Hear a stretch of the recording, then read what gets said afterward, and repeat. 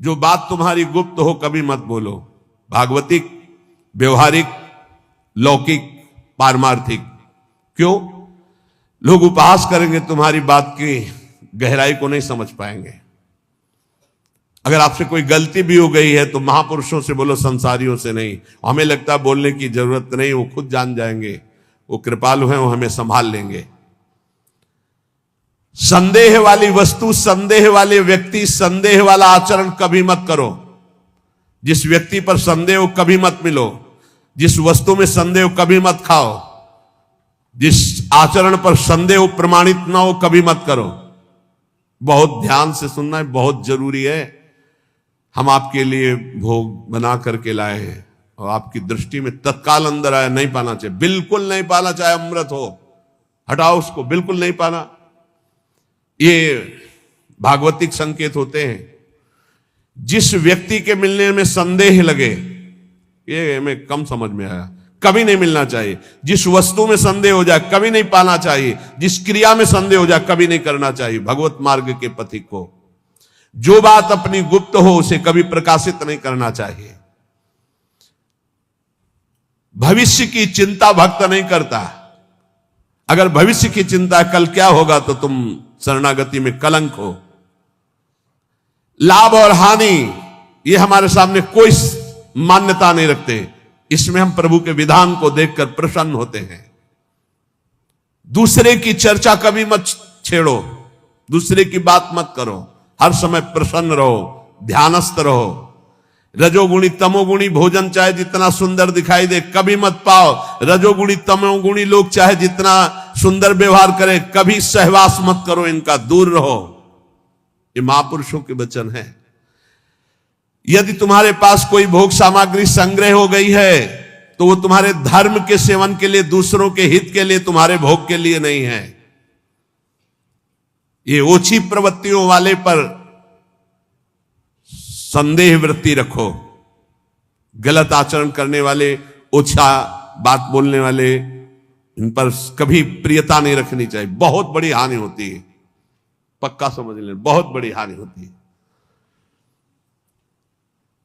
यह हर उपासक को सावधान रहना चाहिए, चाहे स्त्री शरीर हो चाहे पुरुष शरीर हो। जहां कहीं ओछी प्रवृत्ति, देखो एक दृष्टि में पता चल जाता है कि यह सामने वाला कैसे देख रहा है, कैसी हरकत है, कैसा, एक दृष्टि में। भगवान ने इतना ज्ञान तो सबको दिया है कि 1 मिनट में एक दृष्टि में फाइनल हो जाएगा कि आदमी संग करने लायक है या नहीं लायक है। या ये चाहे कोई भी हो, कोई भी हो, एक दृष्टि में पता चल जाता है। ओछी प्रवृत्ति पर अंकुश रखो, ना किसी का संग और ना अपने अंदर ओछी प्रवृत्ति। प्रभु प्रेम प्राप्ति के लिए गले पड़ना होता है महापुरुषों के। गले लगना नहीं, गले पड़ना होता है। गले पड़ना और गले लगना में अंतर है। गले पड़ने का मतलब होता है अब आपके सिवा हमारे पास कोई साधन नहीं, अब आप ही हमारे प्रेम प्राप्ति के साधन भी हो और साध्य भी हो। ऐसे गुरुजन महापुरुषों का आश्रय लिया जाता है। प्रभु प्रेम प्राप्ति के लिए महापुरुषों के पीछे पड़ जाओ, गले पड़ जाओ। वो देख ले कि अभी है हमारे पिंड छोड़ने वाला नहीं, दुत्कारे फटकारे तो भी नहीं, तो निश्चित भगवत प्रेम प्राप्त हो जाता है, क्योंकि भगवान उनके हृदय में जागृत हो चुके हैं। ना तुम्हारे अंदर घबराहट होनी चाहिए, ना कोई उतावलापन होना चाहिए। धैर्य, सात्विकता का अनुसरण करने वाला, भगवत दर्शन की अभिलाषा रखने वाला बड़ा गंभीर स्वभाव का होता है, बड़ा धैर्यवान होता है। जल्दी उसके धैर्य को कोई तोड़ नहीं सकता। ऐसे ही साधक को परम सिद्धावस्था की प्राप्ति होती है। जब तुम्हारे कहीं कोई पाप कर्म करने का अवसर आवे तो शर्मा जाओ, लज्जा कर लो, धिक्कार है अपने को, हटो वहां से। जब कोई गलत बोलने का अवसर आवे तो मौन, दांती पीस लो। ऐसे गलत बोलने का अवसर आवे, दांती पीस लो। जबान है ही नहीं हमारे, बोलते रहो, दांत कस के दबाए रहना, बोलना नहीं। अगर बोला तो गड़बड़ हो जाएगा। जैसे गलत करने का अवसर आवे तो मानसिक धिक्कार देना है। धिक्कार है तुझे, क्या सोच रहा है तू, गलत करना चाहता है। गलत बोलने का अवसर आवे तो दांती पीस लो, ऐसे दंत, राधा राधा राधा, अंदर से बोलना नहीं। ये देखो परमार्थ के लिए, बिल्कुल ऐसे। और जब कहीं तुमसे कोई गलती पड़ जाए तो शर्माओ मत, फिर क्षमा मांग लो। राधा राधा, गलती हो गई हमसे, आगे से गलती नहीं, उसे क्षमा कहते हैं, अंदर से प्रायश्चित कर दे। तो जिस कार्य करने में तुम्हें लज्जा लगे वैसा कार्य मत करो, वैसे विचार मत करो। जो तीन को बस में रखता है वो साधु, नेत्र कान जीभ, जनेंद्रिय अपने आप बस में हो जाएगी। नेत्रों को बस में रखो, जबान को बस में रखो, कान को बस में रखो। तीन का बहुत बड़ा योगदान है। जबान खूब अच्छे अच्छे पदार्थ खाएगी, खूब उल्टा सीधा बोलेगी, कान उल्टा सीधा सुनेंगे, वो नेत्र उल्टा सीधा देखेंगे तो आचरण उल्टे सीधे होंगे। इनको संभालो। तीन, रसना, श्रवणेन्द्री और रसेंद्री। रसना कटो जो अन्न रटो, निरख अन्न फुटो ने नेत्रेंद्री, और श्रवण फुटो कान। नेत्र कान जीभ, तीन को जो सुधार लेता है वो साधु हो जाता है। 100 समाधि और श्मशान, इनमें सा है। अगर समाधि को प्राप्त नहीं हुए तो 100 और श्मशान आराम से आपको मिल जाएंगे। मानव जीवन समाधि प्राप्त करने के लिए, समाधि जिसकी बुद्धि समता में युक्त होकर, बड़ा आनंद का विषय है। जैसे स्वप्न में चले गए ना आप, ऐसे लीला में चले जाओगे, बड़ा आनंद का विषय। मान लो हमारी बात, स्वप्न तो स्वप्न ही है, लीला तो फिर बहुत आनंद। बस आखिरी फल है वृंदावन का, लीला में प्रवेश हो जाना, लीला पात्र बन जाना। बहुत जल्दी लाभ मिलता है वृंदावन में। श्री भगवान महायोगेश्वर हैं, करुणा करके बता रहे हैं कि उपासक यज्ञ के द्वारा ही परम पद को प्राप्त होता है। कल कई यज्ञों का वर्णन सारांश में किया गया था। ब्रह्म यज्ञ, प्रत्येक कर्म में कर्ता करण क्रिया पदार्थ सब कुछ ब्रह्म रूप है, ऐसा अनुभव करना ब्रह्म यज्ञ, जो कल वर्णन हुई थी। ब्रह्मार्पणम ब्रह्म हविर् ब्रह्माग्नो ब्रह्मणाहुतम ब्रह्मविद्यम गंतव्यम ब्रह्म कर्म समाधिना। इसी को भगवद अर्पण रूपी यज्ञ की व्याख्या कल की थी। संपूर्ण क्रियाएं, संपूर्ण पदार्थ भगवान के हैं और भगवान के लिए कर रहे, ये भगवद अर्पण रूपी यज्ञ है। और एक अभिन्नता रूपी यज्ञ का वर्णन किया था। असत से सर्वथा विमुख होकर परमात्म स्वरूप में अभेद भाव से तन्मय हो जाना, ये मैं ब्रह्म स्वरूप हूं, ये सबसे बड़ी ब्रह्म यज्ञ का वर्णन हुआ था। कर्तव्य कर्म रूपी यज्ञ का वर्णन हुआ। केवल दूसरों के लिए ही सुख का संपादन जो करते हैं वो कर्मयोगी कर्तव्य कर्म रूपी यज्ञ करते हैं। संयम रूपी यज्ञ का सारांश में कल छोटे छोटे श्लोकों में वर्णन था। एकांत काल में अपनी इंद्रियों को विषय में प्रवृत्त ना होने देकर परमात्मा में लगाना, ये संयम रूपी यज्ञ है। विषय हवन रूपी यज्ञ, व्यवहार काल में इंद्रियों का विषयों से संयोग होने पर उनमें राग द्वेष पैदा ना होना और परमात्मा स्वरूप में स्थित रहते हुए विषयों का सेवन करना, ये विषय हवन रूपी यज्ञ है। समाधि रूपी यज्ञ, मन बुद्धि सहित संपूर्ण इंद्रियां प्राणों की क्रियाओं को रोककर ज्ञान से प्रकाशित सम में स्थित हो जाना, रेचक कुंभक प्राणायाम आदि का जो वर्णन था। अब द्रव्य यज्ञ का वर्णन, संपूर्ण पदार्थों को जो अर्थ के द्वारा प्राप्त होते निस्वार्थ भाव से दूसरों की सेवा में लगा देना द्रव्य यज्ञ कहलाता है। तपो यज्ञ, अपने कर्तव्य का पालन करने के लिए काम क्रोध लोभ मोह मद मत्सर इन सब के वेगों को सहकर इंद्रिय और मन को प्रसन्नता पूर्वक भगवान में लगाना, हर वेग को सहकर, इसे तपो यज्ञ कहते हैं। एक योग यज्ञ है, कार्य की सिद्धि असिद्धि में फल प्राप्ति में हर्ष शोक न होना, समान भाव रखना, सुख दुखे समय कृत्वा लाभा लाभो जया जयो, ये योग सिद्धि है, ये योग यज्ञ है। स्वाध्याय रूप ज्ञान यज्ञ, शास्त्रों का स्वाध्याय करना, नाम जप करना, नाम कीर्तन करना, ये स्वाध्याय ज्ञान रूपी यज्ञ है। प्राणायाम पूरक कुंभक रेचक प्राणायाम यज्ञ है। स्तंभ वृत्ति प्राणायाम रूप यज्ञ, नियमित आहार करते हुए प्राण और अपान को अपने आप में रोक देना स्तंभ वृत्ति रूपी यज्ञ कहलाती है। इतनी यज्ञों का वर्णन कर सारांश में होगा। इसके बाद भगवान कहते हैं यज्ञ शिष्टामृत भुजो यान्ति ब्रह्म सनातनम नायम लोकोस्ति यज्ञस्य कुतोन्यः कुरुषोत्तमो।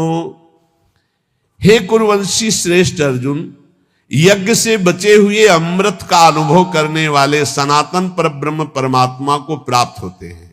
यज्ञ ना करने वाले मनुष्य के लिए यह मनुष्य लोक भी सुखदायक नहीं, फिर परलोक कैसे सुखदायक होगा। तो भगवान का यहां क्या कथन है, यज्ञ शिष्टामृत भुजो यान्ति ब्रह्म सनातनम। निष्काम भाव से तुम्हारे पास जितनी भी वस्तु सामग्री है परिवार और समाज की सेवा में लगा देना, और जो आपको सेवा के बाद बच रहा उसका सेवन करते हैं। एक ऐसा और एक दूसरा, श्री भगवान को विराजमान करके, सब श्री भगवान की वस्तु है, जो भी प्रसाद पाए भगवान को अर्पित करके वो यज्ञाशिष्ट अमृत भुजो है, वो अमृत भोजन है। मरने वाली सब वस्तुएं अमृत कैसे अनुभव करा सकती हुई, अमृत भगवान है। जब हम भोग लगा देते हैं तो वो प्रसाद अमृत हो जाता है। ऐसे तो अमृत वस्तुएं हैं, सब मृत्यु लोक की जितनी भी वस्तुएं सब मृत हैं, सब नष्ट होने वाली, पर जब हम प्रभु को अर्पित कर देते हैं तो वो प्रसाद हो जाता है, चरणामृत हो जाता है, उच्छिष्टामृत हो जाता है। इन वस्तुओं को जब हम प्रसाद रूप से स्वीकार करते हैं तो ये हमें भगवत प्राप्ति करा देती है। ये बहुत सरल भाषा में समझो, तुम्हारे पास जो भी वस्तुएं हैं भगवान को अर्पित करके परिवार की सेवा में, समाज की सेवा में, स्वयं शरीर की सेवा में वो प्रसाद हो जाए। बिना अर्पित किए न वस्त्र पहनो, न भोजन पाओ, न पानी पियो। क्योंकि भगवान कहते हैं जो यज्ञ से अवशिष्ट वस्तुओं का भोग करता है वही परम पद को प्राप्त होता है, ब्रह्म को प्राप्त होता है। यज्ञ ना करने वाला मनुष्य लोक में नहीं सुखी रहेगा, फिर परलोक की बात क्या है। एवं बहुविधा यज्ञा वितता ब्रह्मणो मुखे कर्मजान विदितान सर्वानेवं ज्ञात्वा विमोक्षसे। बहुत तरह की यज्ञ वेद शास्त्रों में वर्णन किया गया है, विस्तार से वर्णन है। उन सब यज्ञों को कर्मजन्य जान। इस प्रकार जो यज्ञ को जानता है वो कर्म बंधन से मुक्त हो जाता है। कोई भी कर्म भगवान को बिना समर्पित किए नहीं रहना चाहिए, और भगवान को पाप कर्म समर्पित नहीं किया जाता। कोई भी पदार्थ भगवान को समर्पित किए बिना नहीं पाना चाहिए, और भगवान को सात्विक भोग संपन्न करके ही भोग लगाया जाता है। उसमें तामसिक बिल्कुल नहीं, इसीलिए प्याज लहसुन तक मना किया गया है। भगवान को हम वही अर्पित कर सकते हैं जो शास्त्र प्रमाणित है, मनमानी नहीं। जैसे किसी ने हमको दिखाया था मोबाइल में कि एक गोपाल जी को ये सब्जी को वेज कहते हैं और बिना वो उसको क्या कहते हैं, हाँ, उसका भोग लगाते हुए दिखाया था कि हमारे गोपाल जी तो सब नरक की प्राप्ति होगी। ध्यान रखना, राक्षसी प्रवृत्ति का प्रयोग मनमानी मत करो कि तुम्हें कोई डांटने वाला नहीं, तुम घर में गोपाल जी विराजमान कर लिए तो जो मना है सो कर सकते हो। नहीं दिखाना चाहिए, नहीं देखना चाहिए, नहीं करना चाहिए, ऐसा बिल्कुल नहीं करना चाहिए। ऐसा तो राक्षस भी नहीं करते थे। आप तिलक लगाए हो, आप कंठी बांधे हो और आप ठाकुर जी को राक्षसी भोग लगा रहे हो, कहते हमारे गोपाल जी जो मनाएगा सो हम खवाएंगे। ऐसा नहीं, ऐसा नहीं, मनमानी नहीं। तस्मात् शास्त्रम प्रमाणम ते कार्य व्यवस्थित हो। ऐसा करोगे तो ठाकुर जी को फिर जो भाएगा वो करेंगे, और उनको जो भाता है तो ये सारी माया उन्हीं की भावना है। ध्यान रखना, उनकी मुस्कुराहट से माया पैदा हुई, उनकी पीठ से अधर्म पैदा हुआ, उनकी छाती से धर्म पैदा हुआ। कैसे मनमानी आचरण कर सकते हैं आप? आप ठाकुर जी को वही कर्म अर्पित कर सकते हैं जो शास्त्र सम्मत है, आप वही भोग लगा सकते हैं जो संत सम्मत है। ऐसे नहीं मनमानी, आपकी मनमानी आचरण नहीं। गोपाल जी भी वही करते हैं जो बोलते हैं। गोपाल जी भी संतों की बात की रक्षा करते हैं। ऐसा नहीं कि मनमानी तुम करो, सबकी अवहेलना करके। तुम्हारे घर में तुम जाओ और श्री विग्रह खरीद लो और मनमानी व्यवहार करो तो आप क्या समझते हो? भगवत पार्षद आपको दंड दे देंगे।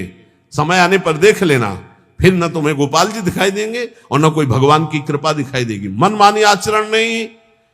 कहीं भी कोई अपने घर में ठाकुर जी ले गए तो सर्वांतर्यामी भगवान की उपासना संतों के अनुसार करो, शास्त्र के अनुसार करो। नहीं तो ना इस लोक में सुखी रहोगे ना परलोक में सुखी रहोगे।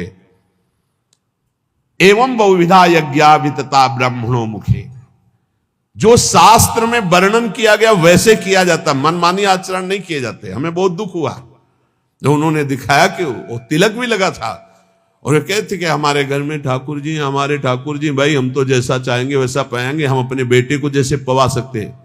वसुदेव देवकी जी से कहा था ध्यान रखना मैं तुम्हारा पुत्र बन रहा हूं, लेकिन ये ध्यान रखना मैं कौन हूं, मैं ब्रह्म हूं, ब्रह्म की प्रतिष्ठा हूं, तुम्हारा बालक बन रहा हूं, इतना जरूर ध्यान रखना, नहीं तुम मेरी माया से मोहित हो जाओगे। ये ध्यान रखना मैं ब्रह्म हूं। इसीलिए जहां जिस भक्त के यहां भगवान पुत्र बने तो पहले भगवान के रूप में प्रकट हुए कि तुम हम जब पुत्र बनेंगे ना तो तुम हमारी महिमा नहीं जान पाओगे, पहले देखो। जब कौशल्या जी ने देखा ओ अद्भुत भगवान, तब माता पुनि बोली सोमति डोली तजहु ताते रूपा की जैसे सुलीला। आपने वरदान दिया था कि मैं बालक बनूंगा, तब बालक बन गए। सुन बचन सुजाना रोदन ठाना होई बालक स्वरूप। वो सिद्ध महापुरुषों को तो आदेश कर रहे हैं कि ध्यान रखना मैं ब्रह्म हूं, तुम्हारा बालक बनने जा रहा हूं, और तुम गोपाल जी को मनमानी आचरण करवाओगे, ऐसा नहीं है, कभी ऐसा नहीं। वैष्णव पद्धति से सेवन करो ठाकुर जी की। ये कलिकाल कैसा दुष्ट स्वभाव पैदा हो रहा है कि हम मूर्ति खरीद ले, श्री विग्रह खरीद ले और जैसा अनाचार दुराचार चाहे वैसा भोग लगाएं, जैसा चाहे व्यवहार करें, नरक की प्राप्ति होगी, पक्का समझ लो।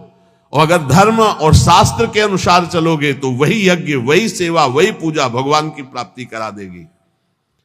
अरे कितने उदाहरण उनके दिमाग में भरे हैं, ऐसे से ऐसा हुआ, ऐसे से ऐसा हुआ। मतलब भगवान ऐसे लोगों को उदाहरण भी दे देते, समझा देते हैं। वो भगवान ने ऐसा किया था, भगवान ने वैसा किया था, भगवान ने किया था। एक कोयला मुंह में जला के जबान में रखो, फिर बोल के दिखाओ भगवान ने आग पी थी, तुम पियोगे आग?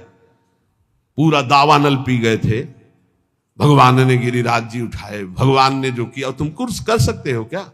देवराजेंद्र घुटनों में आकर के बैठ गया था जब वर्षा की थी, और एक ओला सहने की सामर्थ्य नहीं, वो पूरा खंबे की धार बरसा रहा था। पूरे ब्रजमंडल की रक्षा ठाकुर जी ने गिरिराज उठा के की, सुदर्शन चक्र ऊपर ही सब सोख लेता, नीचे कुछ एक बूंद भी गिरिराज जी की तलहटी में पानी न जाने पावे। इसलिए सर्प का जो वासुकी शेषनाग ऐसे मंडलाकार मेड़ बनाए हुए थे। भगवान भगवान है। ये आजकल कलयुगी भगत भगवान को ऐसे अशुद्ध भोग लगाने की चेष्टा करते। हम जो खाएंगे भगवान, तुम क्यों खाओगे? तुम क्यों खाओगे? जब भगवान विराजमान किए हो तो उसी मर्यादा से भोग लगाओ। नहीं, तुम जो खाओगे भगवान को खाओगे तो भगवान ने जो जो बनाया वो तुमको भी भोगना पड़ेगा। नरक भी बनाया मेरे भगवान ने, बड़े बड़े भयंकर रोग बनाए, बड़े बड़े भयंकर दंड बनाए। होश में चलो। तस्मात् शास्त्रम, ये भगवान के वचन है। तस्मात् शास्त्रम प्रमाणम ते कार्याकार्यो व्यवस्थितो। देखो भगवान ही बोल रहे हैं ये श्लोक। एवं बहुविधा यज्ञा वितता ब्रह्मणो मुखे। ब्रह्मणों कहते हैं वेदज्ञों को, वेद कहते हैं जो समस्त जानकारी को प्रदान करता है। जो वेदवाणी कह रही हो ब्रह्म स्वरूप है, उसके अनुसार ही यज्ञ करो, शास्त्र के अनुसार करो, संतों की आज्ञा के अनुसार करो, मनमानी आचरण नहीं। अगर तू मनमानी आचरण करेगा तो इस लोक में भी नहीं सुख को प्राप्त होगा, परलोक में नहीं। श्रेयान द्रव्यमयाद्यज्ञाज ज्ञान यज्ञ परंतप सर्वम कर्माखिलम पार्थ ज्ञाने परिसमाप्यते। हे अर्जुन, रुपये की यज्ञ से ज्ञान यज्ञ श्रेष्ठ है। संपूर्ण कर्मों में, पदार्थों में, तत्व ज्ञान में सब कुछ समाप्त हो जाता है। सबसे श्रेष्ठ है ये ज्ञान यज्ञ कि मैं कौन हूं, मेरा क्या कर्तव्य है, मैं क्यों जन्म लिया हूं। इसी की जानकारी करने के लिए रोज सत्संग हो रहा है। हम भगवान के हैं, हमारा लक्ष्य भगवत प्राप्ति, या हम भगवत स्वरूप है, हमारा लक्ष्य भगवत स्वरूप में स्थित हो जाना। दुर्भाग्य है उनका जिनको भगवान ने सुविधा दी है। हृदय की बात कहता हूं, दुर्भाग्य है उनका जिनके मोटे गद्दे हैं, एसी है, खान पान की भारी व्यवस्था है, सब कुछ। दुर्भाग्य है उनका। सौभाग्य है उनका जिनका उदर पोषण के लिए ब्रजवासियों के टूक का भरोसा हो, या जो गुरुदेव व्यवस्था कर दे और रूखा सूखा खा के जमीन पर शयन करके रात दिन दिनचर्या में लगे। सौभाग्य है उनका। घोर घोर विपत्ति वृंदावन में आ जाए या घोर घोर विकार हो जाए तो भी तुम विचलित मत होना, वृंदावन को मत छोड़ना। मारब्ध क्षय मावसई तदथ विक्रियाम आरब्ध प्रारब्ध। तुम्हारा प्रारब्ध क्षय हो रहा है। अगर विकार भी आ रहे तो प्रारब्ध का नाश हो रहा है। किसी विषय पर किसी ने पूछा, ऐसा क्यों हो रहा है हमारे संग, ऐसा क्यों हो रहा है? हमारी चाह नहीं है, हमारी कोई मांग नहीं है, ऐसा क्यों होता है? ऐसा इसलिए होता है कि तुम्हारा प्रारब्ध क्षय हो रहा है। जिस दिन प्रारब्ध क्षय हो जाएगा तो मांगने पर भी नहीं मिलेगा। चाहे दुख हो या सुख, मांगो तुम दुख तो मिल जाएगा क्या? ऐसे सुख मांग रहे हो, मिल जाएगा क्या? बस धैर्य पूर्वक अपने प्रारब्ध क्षय का इंतजाम। मारब्ध क्षय मां वसई तदथ, वृंदावन वास करते हुए अपने प्रारब्ध क्षय को केवल देखो। दुख आ रहा है, प्रारब्ध क्षय हो रहा है, सुख आ रहा है, प्रारब्ध क्षय हो रहा है। न दुख में हमें दुखी होना, न सुख में फूलना है। तो तन्नाथो सदा खेलय, ये बड़ी बात है पूरे श्लोक का भाव। ये देह अस्मिन देहे कुत्सिते, ये देह बड़ी गंदी है, इससे प्यार मत करो। अपनी देह से, तो औरों देह से प्यार होगा ही नहीं। त्यज वृथाध्यासम यतः, इसका अध्यास छोड़ो कि मैं स्त्री हूं, मैं पुरुष हूं। झूठा है, न तो स्त्री न पुरुष है। संस्मृति घोरा चिंतय चिद घनम, ये घोर फंसाने वाली स्मृति है कि मैं स्त्री हूं, मैं पुरुष हूं। तू चिद घनम, तू चिदानंद स्वरूप है। निज बपु, तेरा सहचरी रूप है। सर्वंच वृंदावने, ये संपूर्ण वृंदावन में महाप्रेम रस का रसास्वादन कराने वाला निज बपु तेरा सहचरी स्वरूप है। इसलिए इस स्वरूप की प्राप्ति के लिए घोरा संत विपत्ति कोटे ही तुम याहिनो विक्रिया, मारब्ध क्षय मावसई तद तन्नाथो सदा खेल है। जो अपने प्रारब्ध भोग को भोगता हुआ, क्षय करता हुआ, शरीर भाव में नहीं स्थित है, शरीर भाव का त्याग कर स्वरूप भाव का चिंतन करता रहता है। निज वपु सर्वंच वृंदावने, संपूर्ण वृंदावन में अपने निज वपु में ही कि मैं श्री जी की दासी हूं, मैं सहचरी हूं, इस ठसक में। तो बोले तन्नाथो सदा खेले, वो युगल किशोर के साथ खेलने का अधिकार प्राप्त कर लेता है। ये वृंदावन प्रदान करता है। दिव्य स्वर्ण सुनील रत्न सुबघम लीला सनालारुणाम, भोजोश्री मुरलीधरम प्रथुल सद्वेणी सुहारोज्वलम,